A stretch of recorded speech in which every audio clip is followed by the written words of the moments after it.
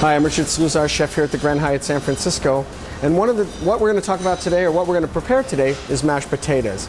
And why we're going to do mashed potatoes? It's a very simple thing, but I know there's sometimes some people have some issues with mashed potatoes, and why did mine turn out lumpy? Why did they turn out maybe not so creamy?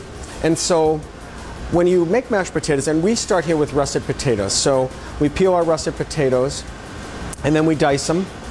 And then we put them in a pot, and we start with cold water. And you always, when you're making mashed potatoes, you should always start with cold water, put a little salt in the water, and then we put it on the stove and we bring it up to a boil, okay?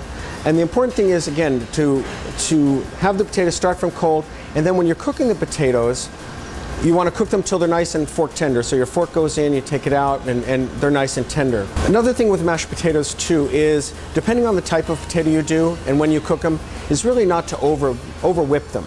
Especially if you were making a red potato mash.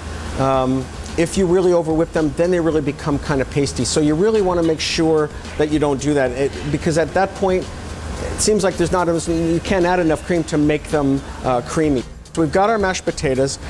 I've taken some caramelized onions. So we've taken some onions, we've slow cooked them so they got nice color, kind of caramelized the sugars in the onions, chopped them up, and now we're going to add them to our mashed potatoes. And then it's just going to be a quick, simple mix. But the sweetness from the onions, the caramelization, it just makes it a terrific mashed potato.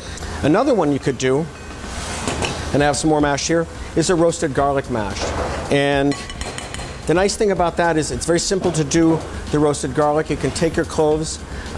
What we do is we just toss them with a little bit of oil and roast them in the oven.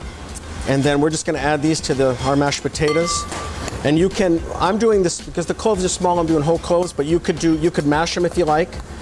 But the garlic imparts a great flavor in there. Possibilities are pretty much limitless, whatever you'd like to add. Cheese, scallions, bacon, whatever you'd like to do. But it's a great way to dress up your mashed potatoes.